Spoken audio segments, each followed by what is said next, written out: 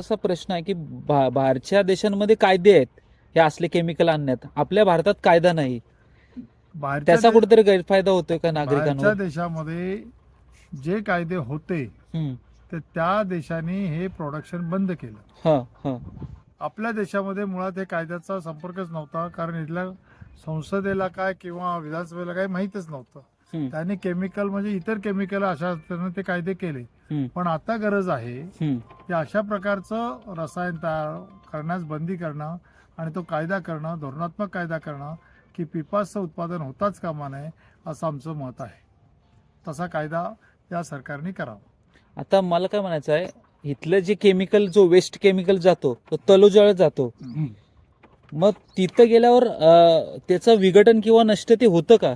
असं त्यांचं मत आहे की हजार्डस हम्म. खाली हे विघटन होतं, हम्म. परंतु तिथं ते विघटन होत नाही. हम्म. कारण इथून जे टँकर भरून जातात हम्म. ते टँकर यांनी जे भरून जातात तळोजाला म्हणून, हम्म. तर त्याचा काही पुरावा नाही. हम्म. ते सांगतात आमच्याकडे पुरावा आहे, हम्म. पण प्रत्यक्षात आमच्या माहितीप्रमाणे यातले काही टँकर हम्म. कशेडीच्या बोगद्याजवळ सुद्धा खाली केलेले आहेत. म्हणजे हम्म. ते पाणी नदीतच गेलेलं आहे. हम्म. आता अशा पद्धतीचं भाडं, एका टँकरला 3.5 लाख रुपये भाडं देतात हम्म. 200 किलोमीटरला. हम्म. काय त्या अर्थाने यांचं किती इथे गैर आहे. आणि दुसरं असं आहे की टँकरला किती उष्णता दिली पाण्याला तर त्याचं बाष्पीभवन होतं, हम्म. पण खाली पिपास तसंच राहतं ना. त्याचं काय करतात ते, त्या नष्ट करत नाहीत ते, कारण ते कधीच नष्ट न होणार.